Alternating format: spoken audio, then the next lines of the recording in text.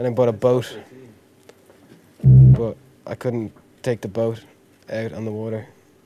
So, and I bought a bike, and I fell off.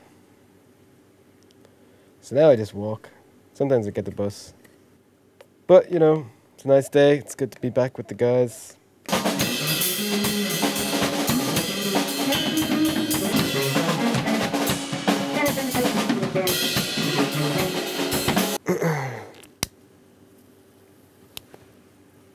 Do you remember what it was like to record these songs? Nope.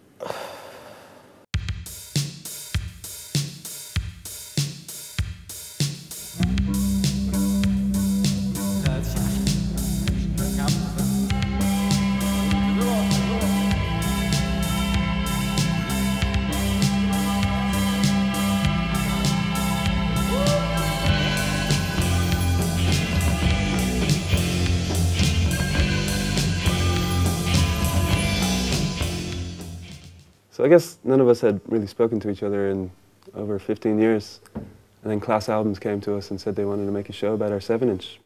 I think the purpose of this film is definitely going to be closure for not just me, but also the creative process that began and ended in those fateful days. 20 years ago today, this week sometime, we recorded a split single with our friend Patrick Kelleher, God rest his soul. And, oh, he's here. Roy came to me one morning and just said, I just had a dream about you. And in that dream, Roy had asked me, did I want to do a single with them? And in the dream I had said, yeah, sure, I'd love to. And in real life I said, yeah, I guess so, like, yeah. We started recording the 7-inch on St. Patrick's Day, which was pretty funny because we had Patrick Kelleher there with us. So after Roy had approached me about doing the single, I showed him a song. And my idea was that it would be like a kind of a charity single, with the charity being Squarehead, because they were a good band. They could draw 20, 30 people, but I thought with my help, I could bring them, you know, musically to a place where they would be, you know, really respected.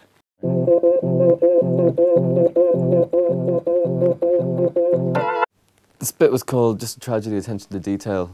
It came out October 2011. It was a huge success. Now, I think we sold out of all 250 copies within the first year. Yeah, it's a good record. Did well. I mean, to be honest, between that and my Christmas record, I don't even need to play gigs anymore. I just do it for my fans. No, we lined our pockets pretty handy off that one. Yeah, there's a lot of t-shirt money that I haven't seen any of. Could really do with some of that right about now. Got a lot of projects that are on the go, which could really do with some financial backing. Don't have any money on you, do you? We asked our friend Fiacre if he'd like to record it with us. He's a lovely guy, great to be around, knows his way around the desk. I'd just come off the back of recording the Anal Fridge album. So, you know, obviously the guys gave me a call, you know, they knew I was going to be able to get something out of this performance. There was a lot of great things happening in the scene back then. It was, you know, very fruitful time.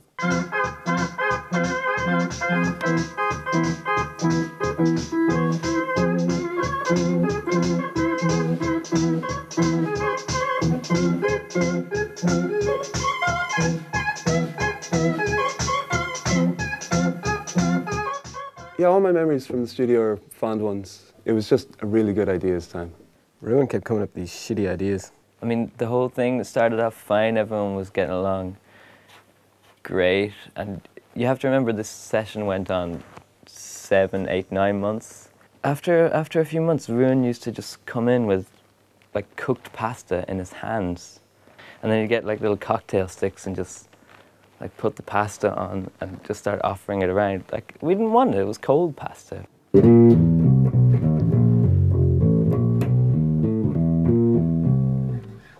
Yeah, for this bass line I knew I needed something different. And my first idea the lads just weren't having it, you know, it was something like this.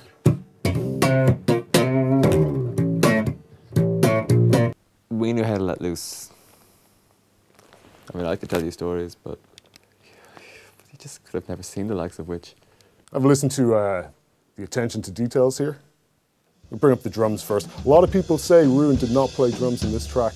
Not so. There they are. Yeah, I played drums on that song. There's footage. Let's bring up everything else here. The bass guitar, there's 5 microphones on that bass guitar. Not even on the amp, just on the bass guitar alone. I mean, it's a pretty radical groove. I mean, I spent weeks on the bass tone on that record. I mean, it really just came down to using a chorus pedal and a reverb pedal, but it was so much more than that as well. There's a better life waiting above you, about 50 feet over your head. I can see all your relatives waving, telling you to stop acting so lazy. Don't release me, don't relax. Don't release me, don't relax. I knew this song was going to be a smash the second I heard Paddy sing the word breasts. I mean, it changed everything. Yeah, we were the first Irish artists to ever use the word breast in a song. Of course, this was 2011, so it caused a bit of controversy at the time. Ian was all for it. I was for it. Roy suggested changing it to badonkadonks. There were a few words thrown about, but we went for it in the end. It actually got Squarehead a good bit of press, which is a good thing, I guess. Yeah, just a tragedy. Well, it wasn't just a tragedy that it didn't get to #1. Let me bring up a rough mix of It's a Tragedy here. You can hear these castanets here. I'll solo them for you. Yeah, that's incredibly interesting. Now, Ian played these castanets, world-class castanet player. They are beautiful, but you know I don't need the fuel to fantasize. Oh, for a simple life, I would die.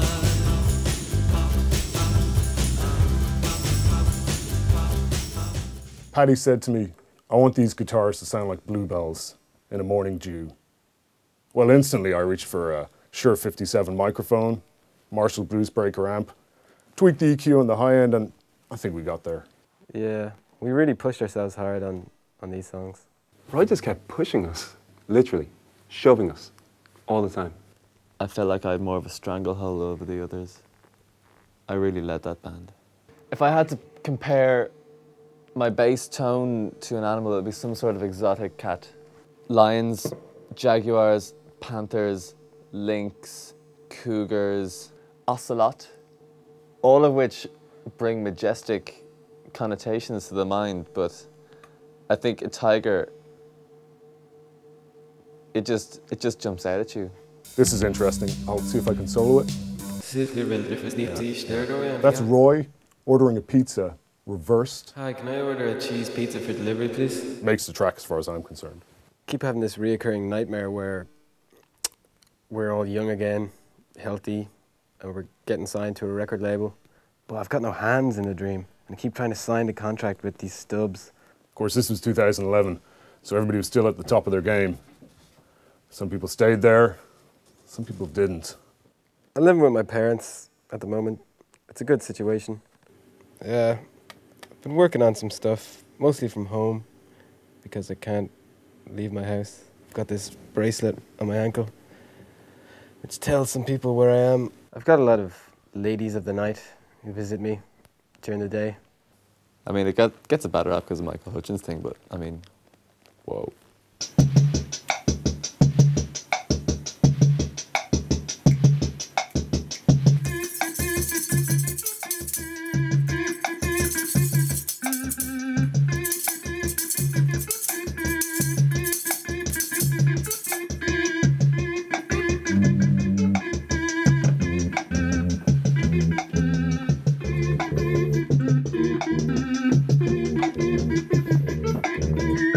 It was great to see everybody in the same room again.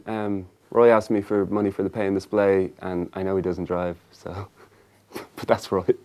But he's actually looking, like considering how he was looking 2 years ago, now he's not so bad, you know, he's like there was a time when he couldn't spit. I've been eating a raw food diet lately and, you know, working out a lot more. So the record, you know, we did it, got done, everything got mastered and produced, but took a long time to come out. Lots of managerial ball dropping and pretty much a label choke job. Once that record came out, there's around 4 years of a blur that really seemed like 30 seconds. Ian's, you know, he's really out there with his political stuff lately. His kind of political jazz album is doing really well. I knew what I had to do, and that was to express my feelings to the only media I really knew, and that was jazz fusion. And then I released my solo record off the back of that, Simultaneous Movements in B minor 7. I took up trombone. I haven't touched a bass in 20 years. Now, there was a really hard period of time where Ian was living with me and my wife at the time. Roy had an interesting habit of procuring the most fascinating women. It took a couple of years, but I finally figured out that they'd both fallen out of love with me and in love with each other, and I've just had to accept that. You know, I felt bad about it at the time, but there's nothing I could do about it. One has to submit to one's destiny. Well, you know, Ruin's got his own family thing going on. 7 great kids, all really talented in their own ways. His 10-year-old, I can't remember her name. Whenever we were on tour, it was always down to the tourist office. Oh, I need 6 hours, lads. I need to see this ancient excavation. I became an Egyptologist, travelled the world, taught a bit, kept up the drums, mainly smaller ones.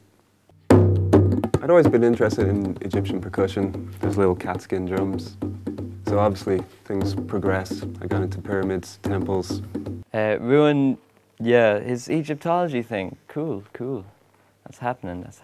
It's like pyramids, this temple that I just wanted to go antique shopping. Well, it's great being back together, all in one room, you know. I think we'll definitely set up the instruments today and have a jam, and if it goes well, that's brilliant, and like if it's terrible, that's brilliant. Yeah, we're going to try and recreate some of the magic that we captured that day. Maybe play some songs if we still can.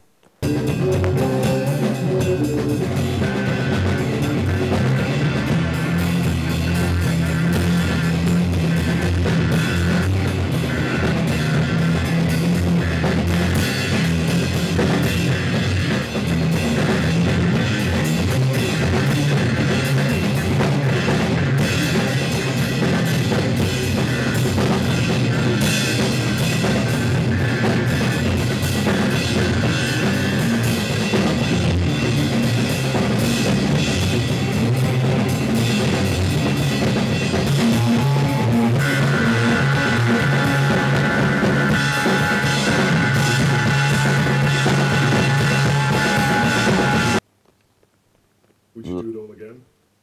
For that fanny, oh yeah.